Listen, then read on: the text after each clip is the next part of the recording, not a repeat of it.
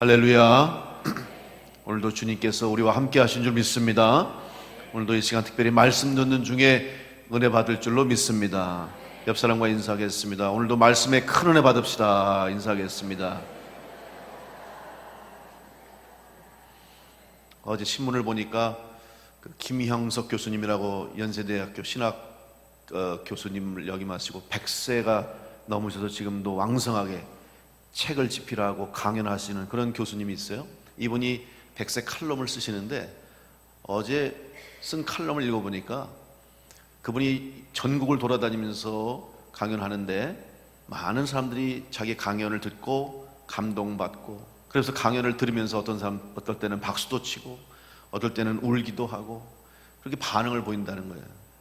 그런데 한 번은 충청도에 갔는데 자기가 강연을 했는데, 회사에서 강연하는데 사람들이 아무렇게 표정도 없고 웃지도 않고 울지도 않고 박수도 안 치고, 그래서 속으로 이 교수님이 오늘 내가 강연을 잘못했구나. 그래서 이제 끝나고 나서 회사 관계자들하고 얘기하면서 오늘 제 강연이 어땠습니까? 그랬더니 그 직원이 너무 좋았습니다. 모든 사원들이 감동받고 어떤 사람들은 한 번 더 모시자고 그런 얘기도 한다고. 그래서 교수님이 깜짝 놀라서 그런데 왜 박수를 치지 않습니까? 왜 표정이 없습니까? 그랬더니 그분이 하는 말이 우리 충청도 사람들은 박수를 치지 않습니다. 그래서 제목이 충청도 사람들은 박수를 치지 않는다, 이렇게 해서 칼럼을 썼더라고요. 비록 충청도지만 여러분, 강연이 아니라 하나님 말씀 듣고 은혜 받으면 아멘으로 화답할 줄로 믿습니다. 아멘 하는 성도에게 더 큰 은혜가 임할 줄로 믿습니다. 이렇게 잘하시는데 속으로는 아멘도 하지만 그래도 또 표현하고 입으로 고백할 때 더 큰 은혜가 있을 것입니다. 교회는 시대마다 다른 모습으로 복음을 전해왔습니다. 그 이유는 세상이 변하기 때문입니다. 또 사람들의 삶의 모습과 관심이 달라지기 때문입니다. 그래서 이미 수십 년 전부터 미국 교회에서는 믿지 않는 불신자들을 교회로 인도하고 그들에게 복음을 전하기 위해서 Seeker Service라고 하는 구도자 예배를 드리기 시작했습니다. 이 구도자 예배는 무슨 예배냐면 일반적인 정상적인 이런 예배 형식을 벗어나서 교회에 와서 예배 드리는 것을 아주 부담스럽고 아니면 교회에 발걸음을 들여놓는 것조차도 싫어하는 이런 사람들에게 어떻게 해서라도 복음을 전하고 그들을 구원하기 위해서 우리 교회가 좀 문을 열고 또 그들 곁으로 다가가자 하는 그런 의도로 주일도 아닌 토요일 날 주말 저녁에 그들을 초청해서 예배를 드려요. 그런데 저도 거기 가본 적이 있습니다만은 가보면 마치 콘서트홀에 온 것 같은 그런 느낌이 들어요. 편안하게 앉아서 예배가 시작됐는지 끝났는지도 모르고 자연스럽게 드라마를 보기도 하고 또 연주자들의 악기 연주를 듣기도 하고 또 찬양 성악가들에 나와서 찬양, 또 찬양도 그냥 편안하게 일반인들이 들을 수 있는 이런 여러 가지 다양한 방법들을 통해서 그들에게 예배 같지 않은 예배, 참 아이러니하죠. 교회에서 드리는데 예배를 하는데 예배 같지 않은 예배, 교회 같지 않은 교회적인 분위기를 만들면서 그들에게 복음을 전하는 그러한 전도의 방법이 있었습니다. 이것이 전 세계적으로 이제 또 유행이 되고 우리나라에서도 많은 교회가 도입해서 이런 구도자 예배를 드리는 곳도 있습니다. 물론 이런 것에 대해서 교단마다 또 신앙마다 서로 다른 평가를 내리고 있습니다. 그러나 저는 개인적으로 이러한 시도도 필요하다. 왜냐하면 목적이 뭐냐 이거죠. 복음을 전하기 위해서 또 그들에게 예수 그리스도를 소개하고 하나님을 믿을 수 있는 기회를 주기 위해서라면 이런 새로운 시도와 방법과 다양한 또 방법을 통해서 그들에게 복음을 전하는 것은 귀한 것이라고 생각이 됩니다. 그렇게 한다고 해서 복음이 변한 것은 아닙니다. 진리는 변하지 않습니다. 물론 진리를 전하는 방법이 다를 뿐이지, 복음을 전하는 방법이 다를 뿐이지 진리가 복음이 변한 것은 아니기 때문입니다. 특별히 변화를 예측하기 어려운 이 시대 가운데에서 많은 불신자들에게 복음을 전한다고 하는 것이 얼마나 어려운 일입니까? 그래서 오늘 우리 교회와 성도들이 전도하는 일에 대해서, 복음을 전하는 일에 대해서 두려워하고 또 어려워하는 것이 사실입니다.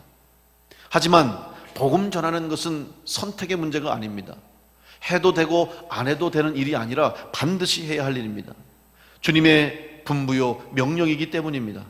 그래서 교회마다 여러 가지 프로그램들과 매개체를 통해서 불신자들에게 복음을 전하려고 최선을 다하고 있습니다. 특히 세상에 다가서기 위해서 교회가 열린 모습으로 많은 사람들에게, 세상 사람들에게 예수 그리스도의 사랑을 전하고 복음을 전하는 시도를 하고 있는 것입니다. 우리 교회도 그래서 다양한 일들을 통해서 이 충주시의 많은 믿지 않는 사람들에게 교회가 어떤 것인지를, 그리스도인들이 무슨 일을 하는지를 알리기 위해서 우리는 다양한 방법들을 시도하고 있는 것입니다. 하지만 아무리 불신자들과 아무리 세상 사람들에게 복음을 전하고 전도하기 위해서 또 그들의 마음을 헤아리고 그들을 교회로 인도하기 위해서 다가간다 할지라도 반드시 해결해야 할 문제가 있는데, 그것은 바로 영적인 문제, 바로 내가 영적으로 주님을 만나고 성령을 체험하고 하나님을 믿는 신앙의 고백이 없으면 그 사람은 온전한 그리스도인이 될 수가 없습니다. 비록 새로운 방법을 통해서, 다양한 일들을 통해서 그들을 교회로 인도하고 그들을 교회에 와서 예배의 자리로 앉게 한다 할지라도 그 사람이 구원받고 진정한 그리스도인 되기 위해서는 영적으로 내가 죄인임을 깨닫고 예수 그리스도가 나의 구주이심을 고백하고 하나님 아버지가 살아계심을 고백할 때만이 참 구원받은 성도가 될 수 있고 하나님의 자녀가 될 수 있는 것입니다. 그렇다고 한다면 오늘 우리가 그들에게 어떻게 복음을 전할 것인가, 또 교회가 어떻게 그들에게 예수 그리스도 구원의 복음을 전할 것인가. 특별히 오늘은 성령 강림절입니다. 성령 강림절은 우리 교회에 있어서, 기독교에 있어서 아주 중요한 절기입니다. 그것은 바로 교회의 시작이 바로 성령 강림이기 때문입니다. 교회의 출발이 성령 강림절이기 때문입니다. 예수님께서 십자가에 달려 돌아가시고 사흘 만에 부활하신 후에 제자들에게 또 주님을 따르던 무리들에게 40일 동안 보여주셨습니다. 부활하신 주님의 몸을 그들에게 증거로 보여주시고 그들을 만나시면서 이제 40일째 하늘로 올라가시면서 주님이 부탁하신 말씀이 있습니다. 너희는 땅끝까지 내 증인되고 제자가 되라. 그래서 복음을 땅끝까지 전하라고 말씀하시고 내가 너희에게 보혜사 성령을 보낼 것이다. 그래서 성령을 받으라고 주님이 말씀하시고 하늘로 올라가셨어요. 그래서 이 말씀을 듣고 제자들과 성도들이, 주님을 따르는 무리들이 모여서 기도하기 시작했습니다. 마가의 다락방에 모여서 120명의 성도들이 기도하기 시작했어요. 근데 그들이 무엇을 위해 기도했느냐? 주님이 말씀하신 그 약속을 믿고 성령을 주신다고 해서 성령 받기 위해서 기도했다는 거예요. 그래서 오순절이 되는 날 바로 성령이 그들에게 임하여서 그들이 성령을 받고 그때부터 변화된 그리스도인의 모습을 갖게 됐습니다. 이것이 바로 교회의 시작이요, 교회의 출발이 되는 것입니다. 그런데 오늘 이렇게 성령 받고 나니까 그들이 어떻게 됐느냐? 변화가 있었습니다. 성령 받기 이전의 그들과 성령 받은 이후의 그들의 삶이 달라졌어요. 먼저 제자들은 성령 받기 이전에는 주님을 만났음에도 불구하고 부활하신 주님을 그들의 눈으로 보았음에도 불구하고 여전히 불안과 두려움과 믿음 없음을 가지고 숨어 있었습니다. 혹시라도 지금이라도 자기들이 예수를 따르던 사람이라는 것이 드러나면 잡힐까봐, 그들도 잡혀서 옥에 갇힐까봐 자기들의 모습을 감추고 남들 앞에 드러내지 않으려고 숨어 지냈습니다. 그런데 숨어서 마가의 다락방, 사실 다락방이라고 하지만은 다락방이 아니라 2층입니다. 2층에 있는 보이지 않는 외딴 곳에 있는 그 방에서 기도하던 그들, 이들이 성령 받고 나서 놀라운 변화가 일어났는데 바로 닫힌 문을 열고 나갔다는 거예요. 숨어있던 그들이 이제는 사람들 앞에 나타나기 시작했습니다.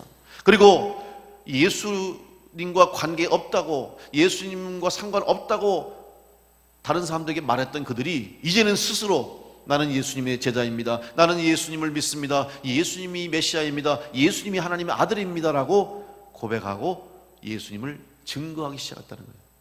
어떻게 이렇게 놀라운 역사가 있을 수 있을까?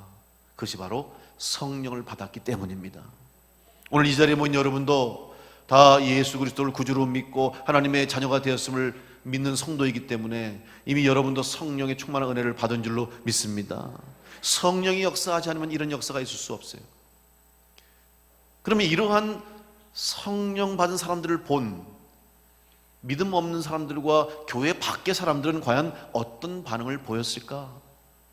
우리는 그들의 반응에 관심을 가져야 됩니다. 왜냐하면 그들이 우리가 그들에게 복음을 전해야 할 대상이기 때문입니다. 오늘 말씀 보면 사도행전 2장 6절로 8절에 세번역 성경을 보면 이렇게 그들의 반응을 번역하고 있습니다. 그런데 이런 말소리가 나니 많은 사람이 모여와서 각각 자기네 지방말로 제자들이 말하는 것을 듣고서 어리둥절하였다. 그들은 놀라 신기하게 여기면서 말하였다.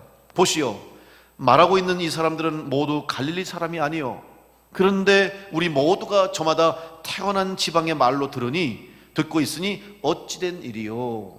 이렇게 반응을 보였어요. 12절에서도 보면 다 놀라며 당황하여 서로 이르되 이 어찌된 일이냐.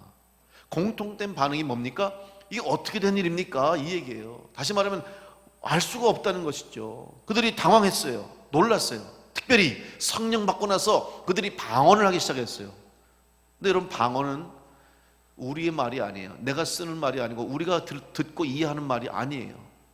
그런데 지금 다른 나라 말을 하는 거죠. 쉽게 이해하시면. 그 듣는 유대인들이 보니까 저 사람들은 갈릴리 사는 사람들인데 지금 우리가 사는 우리나라의 말을 하고 있어요.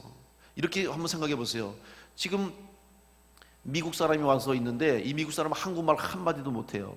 그런데 갑자기 기도하다가 막 성령을 받더니 한국말로 막 기도를 해. 그럼 여러분, 우리가 어떻게 생각하겠어요? 참 희한하네. 이게 어떻게 된 일이야? 저 사람은 우리나라 말을 알지도 못하고 할 수도 없는데 어떻게 저렇게 하지? 이런 상황이 된 거예요. 이게 어떻게 된 일인가? 이해가 되지 않고 이해할 수 없는 것이죠. 여러분, 이것을 우리가 어떻게 설명할 수 있겠습니까? 이들에게 우리가 대답할 수 있어야 되는 거예요. 아무리 세상 사람들의 눈높이와 그들의 관심과 불신자들의 마음을 맞추어서 전도를 하고 그들을 교회로 인도한다고 할지라도 성령을 말하지 않고 성령을 충만히 받지 않고서는 그리스도인이 될 수 없다는 사실을 우리는 말해야 된다는 사실이죠. 그러면 먼저 믿은 우리 그리스도인, 먼저 주님을 믿는 그들이 묻는 그 대답에 어떻게 대답을 할 수 있겠습니까? 어떻게 설명할 수 있겠습니까? 이게 어떻게 된 일입니까? 라고 물은다면 여러분, 뭐라고 대답할 수 있겠습니까? 그 대답을 하기 위해서 먼저 우리가 성령 받아야 할 줄로 믿습니다. 여러분이 성령의 충만함을 입어야 될 줄로 믿습니다. 내가 성령 체험하지 않고 내가 성령을 받지 않고서는 답을 할 수 없기 때문입니다. 그렇다면 성령 받은 성도가 되기 위해서는 어떻게 해야 됩니까? 그 대답 역시 성경에 기록되어 있습니다. 여러분, 성령 받은 곳이 어디 곳입니까? 성령 받기 위해서 그들이 무엇을 했습니까? 기도했습니다. 여러분, 기도하는 자에게 성령이 임할 줄로 믿습니다. 아직도 성령 체험하지 못하고 성령의 역사를 여러분 경험하지 못한 성도가 계시다면 여러분, 기도하는 가운데 성령의 역사가 나타나게 될 줄로 믿습니다. 다른 방법이 없어요. 왜? 성경에도 오직 기도하는 사람에게 성령이 임했어요. 다른 방법이 아니에요. 기도해야 성령을 충만히 받을 수 있어요. 그렇기 때문에 기도하는 겁니다. 그러면 이런 성령 충만함을 받고 또 성령을 체험한 성도가 되어서 그들 가운데 성령의 역사를 증거하기 위해서 우리가 성령의 역사를 알아야 됩니다. 성령이 어떤 분이신지 성령님이 하시는 일을 알아야 우리가 그들에게 성령을 말할 수 있습니다. 그러면 성령은 어떤 분입니까? 첫째로 성령은 교회와 성도의 생명인 줄로 믿습니다. 교회의 시작이 성령 강림이라고 하는 말은 교회의 생명력은 성령으로부터 시작됐다라고 말할 수 있는 것입니다. 바로 오늘 우리들에게 있어서, 그리스도인들에게 있어서, 교회에게 있어서 성령은 생명입니다. 성령 받아야 그때부터 교회의 사명 감당하는 것이고, 성령 받아야 그때부터 그리스도인의 사명을 감당하게 될 줄로 믿습니다. 이것은 마치 하나님이 사람을 만드실 때 그 사람이 정말 살아있는 사람이 되기 위해서는 하나님이 무엇을 하셨을까 그걸 아는 것이 필요한 것이죠.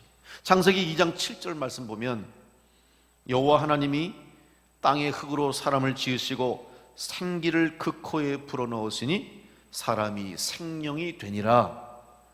하나님이 사람을 만드실 때 무엇을 하셨습니까? 흙으로 사람을 만드셨다고 그랬어요. 근데 흙으로 사람을 만드셨다고 그래서 그 사람이 진짜 사람이 된 게 아니에요. 거기 마지막에 하나님이 그 코에 생기를 불어넣으셨을 때에 그 사람이 살아있게 됐다.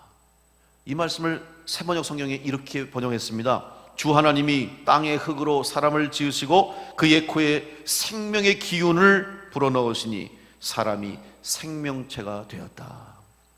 여러분, 그 사람이 참 살아있는 삶, 진짜 삶의 의미를 깨닫고 참 인생의 의미를 발견하고 사람다운 삶을 살기 위해서는 그 사람 안에 하나님의 영이 임해야 할 줄로 믿습니다. 여기서 그 코에 생기라고 하는 것은 히브리어로 루아흐라고 하는 단어인데, 이 루아흐는 바로 하나님의 영을 의미하는 것이에요. 성령을 의미하는 것이에요. 하나님의 영이 들어가야 그 사람이 참 살아있는 존재가 되는 것입니다. 우리는 육체를 가지고 사는 존재입니다. 육체에 생명이 있어야 살아있습니다. 그런데 여러분, 육체에 생명만 있다고 살아있습니까? 그 사람이 정말 사람다운 삶을 사는 것입니까? 우리는 세상에서 목적을 가지고 목표를 가지고 사는데, 그 중에 많은 사람들이 정말 행복한 삶을 살기 위해서, 만족한 삶을 살기 위해서 바라고 원하는 게 있죠. 돈을 많이 벌고 싶고, 건강해지고 싶고, 많은 것을 배우고 싶고, 또 명예도 권력도 갖고 싶어요. 그런 것들이 다 채워지면 그때 정말 행복하다고 느낄 것이다 생각해요. 그럼 한번 그런 사람에게 한번 물어보고 싶죠. 세상에서 돈, 명예, 권력, 지식, 건강, 이거 다 가진 사람들 있어요. 그죠? 있어요. 얼마나 부럽습니까? 그러면 그 사람에게는 정말 더 이상 바랄 것이 없고 정말 만족함이 넘치고 정말 행복할까요? 그렇지 않습니다. 그 사람들 만나보고 그런 사람들의 얘기를 들어보면 남들이 갖고 싶어하는 거 다 가졌어요. 남들에게 없는 거 다 있어요. 남들이 부러워할 모든 것들을 소유했어요. 그런데도 왠지 모를 마음의 공허함이 있고, 오히려 더 큰 불안감이 밀려오고, 오히려 더 걱정되심이 많아지는 거예요. 그래서 그들이 결국은 어떻게 됩니까? 잠을 이루지 못하고 우울증에 빠지고, 그러니까 그걸 해결하려고 쾌락을 쫓게 되고, 마약을 하게 되고, 술, 담배에 빠지게 되고, 세상 쾌락을 쫓아서 인생이 망가지고 스스로 목숨을 끊게 되고 삶의 의미도 잃어버린 채 헛되었다고 하는 것밖에 고백할 수밖에 없는 그런 인생을 사는 사람들이 있다는 사실이죠. 그럼 여러분, 무엇입니까? 무엇으로 우리 인생이 만족함을 얻고 무엇이 우리 인생에 채워질 때 우리가 진짜 참 인생의 의미를 발견하겠습니까? 어떤 사람은요, 돈도 없어요, 건강도 부족해요, 배운 것도 없어요, 권력도 없어요. 그런데 얼마나 행복해 보이는지, 항상 웃음이 넘치고 감사가 넘치고 기쁨이 넘쳐요. 이해가 되지 않죠? 어떻게 저 사람은 저럴까? 저 사람은 잘 사는 것도 아닌데, 몸이 건강한 것도 아닌데, 남들보다 더 가진 것도 아닌데, 그런데 왜 저렇게 저 사람을 항상 기뻐하고 만족해하고 감사할까? 바로 그 안에 하나님의 영, 성령이 충만하기 때문입니다.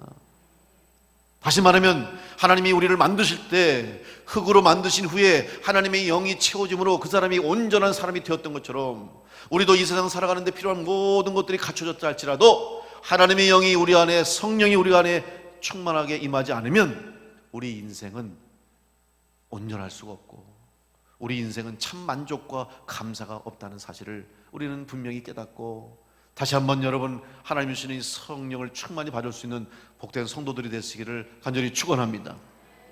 이 사실을 우리가 전해야 되는 거예요. 생명이라는 것이죠. 성도의 생명, 교회의 생명은 바로 성령이라고 하는 사실을 증거해야 할 것입니다. 예수님께서는 사마리아 우물가에서 인생의 의미를 잃어버리고 헛된 인생, 험한 인생, 살 의욕도 잃어버려서 사람들을 멀리하고 사람들을 대하기도 싫어서 어쩔 수 없이 살아야 되겠기에 뜨거운 대낮 사람들이 피하는 그 시간에 우물가에 와서 우물을 뜨는 여인을 만납니다. 그리고 주님은 그 여인에게 참 생명이 무엇인지를 증거하셨습니다. 요한복음 4장 24절 말씀에 주님은 그 여인에게 말합니다.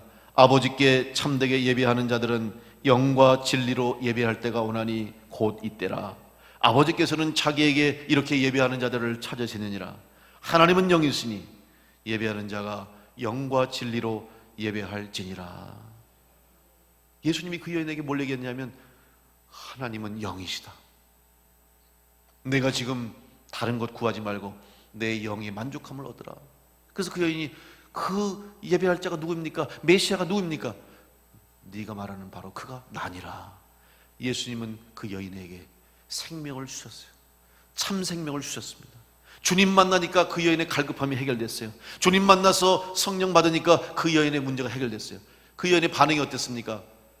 물동이를 버려두고 마을로 돌아가서 사람들 앞에 들어가서, 이전에는 사람들을 피하고 이전에는 사람들을 향해 숨었지만 이제는 사람들 앞에 담대히 나가서 내가 예수님 만났다, 메시아 만났다, 복음을 전했다는 사실이죠. 오늘 생명 되신 주님께서 우리에게 허락하신 이 성령을 받으심으로 여러분 다시 삶의 참 기쁨, 삶의 참 만족과 삶의 의미와 목적을 다시 한번 발견하는 복된 성도들이 되시기를 간절히 축원합니다. 두 번째로, 성령은 하나님의 약속입니다. 우리는 성령을 받아야 한다, 그렇게 이야기하죠. 근데 성령을 받는다는 말은 무슨 말입니까? 누군가가 준다는 사실을 의미하는 것입니다. 성령은 바로 하나님이 주시는 것이고 하나님이 성경에 주신다고 약속하신 것입니다. 요엘서 2장 28절로 29절 말씀에 그 후에 내가 내 영을 만민에게 부어주리니 너희 자녀들이 장래일을 말할 것이며 너희 늙은이는 꿈을 꾸며 너희 젊은이는 이상을 볼 것이며 그때 내가 또 내 영을 남종과 여종에게 부어줄 것이다. 구약 성경에 말씀된 이 성령의 약속이 오늘 신약에 와서 이루어지고 성취된 것입니다. 하나님 말씀은 반드시 이루어지는 줄로 믿습니다. 여러분이 하나님 말씀을 읽을 때에 이 말씀이 과거의 사건을 기록한 역사책이나 또 과거에 경험됐던 일들만 기록한 책으로 끝나버린다면 우리와는 상관없고 여러분과는 아무 상관없어요. 아무런 능력도 없고 역사도 일어나지 않아요. 그러나 이 말씀은 하나님의 말씀으로 지금도 살아서 역사하시는 하나님의 능력이, 성령의 능력이 이 말씀을 통해서, 또 이 말씀을 믿고 이 말씀을 듣고 순종하는 자에게 지금도 일어나고 있음을, 지금도 이 말씀의 응답과 말씀의 약속이 우리 가운데 성취되고 있음을 믿으신다면 그 믿는 자에게 이 말씀이 이루어지게 될 줄로 믿습니다. 그 믿음 가지고 읽는 거예요. 그 믿음 가지고 구하는 거예요. 성령도 마찬가지입니다. 성령도 믿음으로 구해야 돼요. 하나님이 약속을 믿고 구하는 자에게 하나님이 성령을 약속하신 대로 선물로 주십니다. 사람들은 생각합니다. 성령은 어떤 특별한 사람들만이 받는 것처럼 생각해요. 어떤 특별한 사람들에게만 성령이 임한다고 생각합니다. 아닙니다. 성령은 모든 사람들에게, 모든 믿는 자들에게 하나님이 약속하신 선물이라고 성경은 기록하고 있습니다. 실제로 성경에 성령 받은 사람들을 보면서 믿지 않는 사람들은 뭐라고 얘기했습니까? 오늘 말씀에도 보니까 처음 성령 받은 사람들을 보면서 그들의 반응이 뭐라고 그랬냐? 사도행전 2장 13절 말씀에 또 어떤 이들은 조롱하여 이르되, 조롱했다고 그랬어요. 비웃었어요. 그러면서 그들이 새 술에 취하였다. 저 술 취했다고 그러는 거예요. 왜? 그런 모습을 본 적이 없습니다. 지금도 마찬가지 아닙니까? 지금도 교회 밖의 사람들과 믿음 없는 사람들, 불신자들은 오늘 우리들의 모습, 우리들의 신앙을 보면서 이해하지 못해요. 이상하다고 생각하는 것이죠. 오늘 그들을 보면 일요일날, 쉬는 날, 휴일날 이 시간에 왜 여기 와서 저러고 있을까? 그리고 스스로 봉사하고 헌신하고 충성하고 시간을 들이고 물질을 들이고 재능을 들이고 나에게 유익도 없고 내가 얻는 것도 없음에도 불구하고 거기다 저렇게 기뻐할 수 있을까? 저렇게 즐거워할 수 있을까? 이해가 되지 않죠. 맞습니다. 왜냐하면 영에 속한 일이기 때문에 육에 속한 사람이 영의 일을 알 수가 없어요. 마치 하늘을 나는 새가 바닷속 깊은 곳의 일을 모르듯이 바닷속에 있는 물고기들이 바다 밖의 세상을 알 수 없듯이 도저히 이해할 수가 없는 거예요.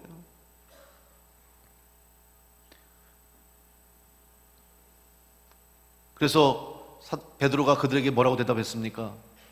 세술에 취했다. 조롱하는 그들에게 향해서 베드로가 사도행전 2장 13절에서 16절 말씀에 때가 제3시니 너희 생각과 같이 이 사람들이 취한 것이 아니라 이는 곧 선지자 요엘을 통하여 말씀하신 것이라. 그러면서 바로 요엘의 말씀을 인용한 것입니다. 3시는 9시예요. 아침부터 술 취했다고 생각하지 말라. 술 취한 것이 아니라는 것이죠. 오늘 여러분이 하나님 말씀을 믿는다면, 하나님의 말씀을 약속으로 믿는다면 성령이 오늘 여러분 가운데 임하실 줄로 믿으시길 간절히 축원합니다.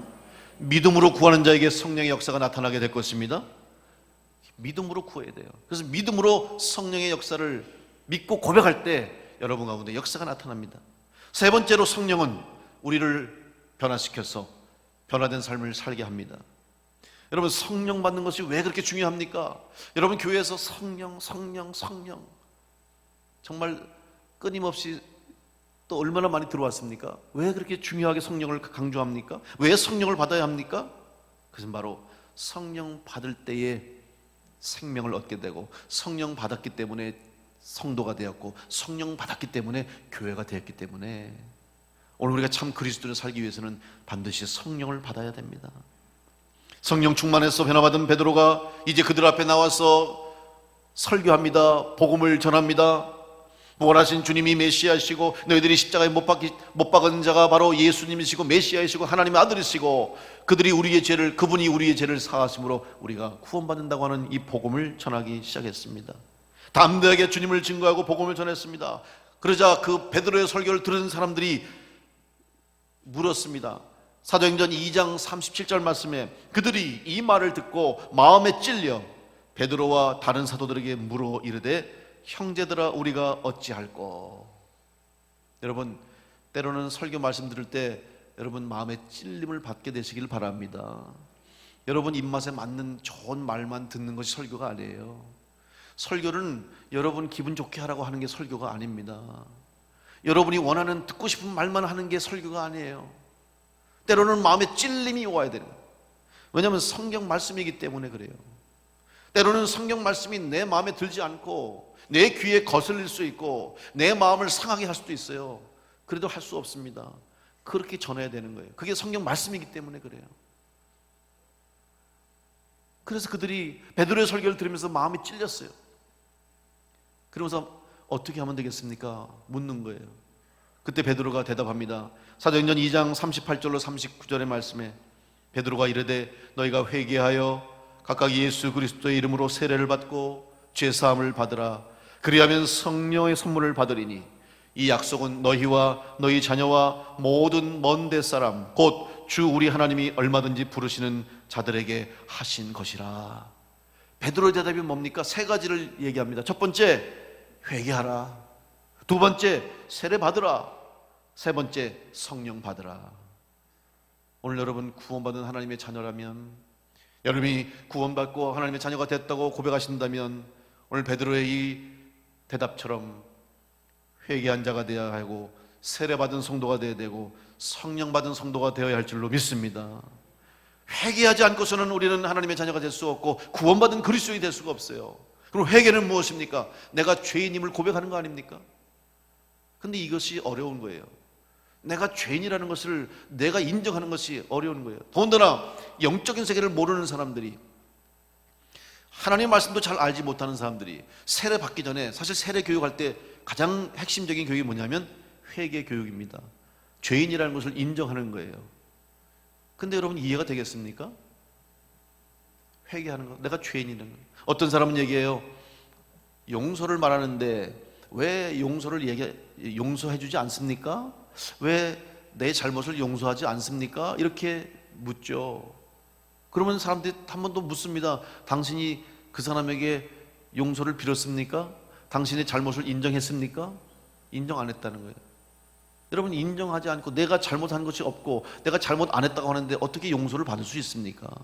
마찬가지입니다. 하나님 앞에 우리의 죄를 용서받기 위해서는 내가 죄인입니다, 하나님 내 죄를 용서해 주옵소서 하고 내가 죄인됨을 고백하고 용서를 구할 때 하나님이 우리의 죄를 사해 주시고 주님께서 흘리신 십자가의 보혈이 나의 죄를 사하기 위해 하신 하나님의 은혜의 선물인 줄로 깨달아지고 그때 죄사함의 은혜를, 회개의 은혜를 얻게 될 줄로 믿습니다.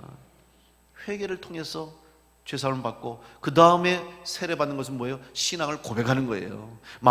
여러분, 세례는 반드시 교회에서 행해져야 되고 세례는 반드시 성도들 앞에서 확증을 받아야 되는 거예요. 그래서 문답하잖아요. 여러분이 인정하고 이 사람이 성도들 앞에서 고백하는 거예요. 물론 특별한 상황이 있어요.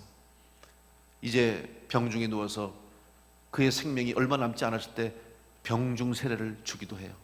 어떤 특별한 상황, 교도소라든지 이런 상황에서도 또한 세례를 주기도 해요. 그러나 정상적인 세례식은 반드시 교회에서 성도들 앞에서, 이미 믿음을 가진 자들 앞에서 그들의 인정을 받고 내가 그들 앞에서 내 신앙을 고백할 때 세례가 되는 거예요. 그리고 나서 성령을 받아야 되는 것입니다. 오늘 여러분 가운데 회개의 은혜와 세례의 확증과 성령의 체험이 있게 되시기를 간절히 축복합니다. 그래야 우리가 온전한 그리스도인의 사명을 감당할 수 있습니다. 어떤 성도는 이렇게 말합니다. 목사님, 전 다 했어요. 회개도 했고 세례도 받았고 성령도 체험했어요. 맞습니다. 자, 그러면 다시 한번 묻겠습니다. 그럼 지금은 어떻습니까? 그럼 지금은 여러분 가운데 성령이 역사하고 있습니까? 지금 성령이 여러분 가운데 일하고 계십니까? 지금 내가 성령에 충만한 삶을 살고 있습니까? 이 질문을 던져야 돼요. 여러분, 성령은 한 번 경험함으로 끝나는 것이 아니에요. 한 번 성령 체험했다고, 한 번 성령의 은사를 받았다고 끝나는 것이 아니에요. 마치 내가 한 번 체험했기 때문에, 경험했기 때문에 그것으로 끝난다고 생각해서는 안 되는 거예요.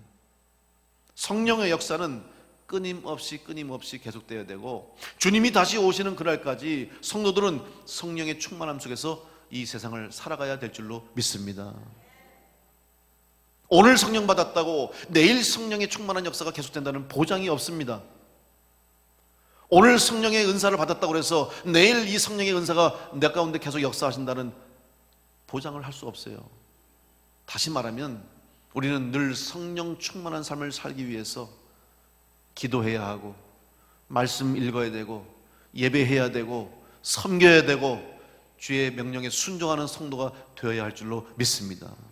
우리의 목표는 과거에 내가 성령 받았다, 과거에 내가 은사를 체험했다, 이것이 아니라 앞으로 성령 충만한 사람을 되어서 앞으로도 계속해서 끝까지 성령의 사람 되어서 주님 앞에 서는 그날까지 성령 충만한 성도의 삶을 살겠다고 우리는 오늘도 끊임없이 이 믿음의 길을 달려가야 될 줄로 믿습니다. 이것이 변화된 삶이요, 그런 삶을 살아가는 성도는 이미 삶을 통해서 대답을 해주는 거예요. 믿지 않는 사람이, 영의 세상을 모르는 사람이 어떻게 됩니까? 물을 때 여러분의 삶을 보면서, 아, 저렇게 사는 것이 성령 받은 사람이구나, 저렇게 살아가는 것이 그리스도인의 삶이구나, 저렇게 살아가야 하나님을 믿는 삶을 사는 것인가 라고 하고 여러분을 통해서 답을 할 수 있도록 여러분이 성령 충만한 성도로 살아갈 수 있기를 간절히 축원합니다. 그것을 주님은 원하고 계십니다. 우리 교회가 교회다운 교회가 되기 위해서, 우리 성도들이 성도다운 성도가 되기 위해서는 오늘도 지금도 내 안에서 성령님이 역사하시고 성령이 충만함으로 내 삶을 인도할 수 있도록 성령의 이끌림 받는 성도가 되어서 주님 필요한 곳에서, 주님이 원하시는 곳에서 쓰임받는 복된 성도들이 다 될 수 있기를 간절히 축원합니다. 이제 주님 성경의 말씀대로 다시 오신다고 약속하셨습니다. 그날과 그때와 그 시는 우리가 알지 못하지만 주님 다시 오시는 그날까지 이제 우리가 살다가 주님 부르시면 천국 갈 텐데, 주님 부르시는 그날까지 우리는 한시도 성령께서 우리를 떠나시지 않도록, 우리 안에 성령님이 늘 함께 임재할 수 있도록 여러분 성령의 사람 되어서 성령의 능력을 가지고 성령의 임재함 속에서 세상을 이기고 승리하는 성도가 될 때 우리 교회를 통해서 이 땅 가운데 수많은 영혼들이 주님께로 돌아오는 역사가 있게 될 줄로 믿습니다. 다시 한번 성령 충만한 성도가 될 수 있도록 기도하시고 사모하시고 주의 말씀의 능력을 믿고 의지하시고 끊임없이 주님 앞에 나와 헌신하는 성도가 되어서 주님 원하시는 아름다운 성도의 삶을 살아가는 복된 성도들이 다 될 수 있기를 간절히 축원합니다. 기도하겠습니다.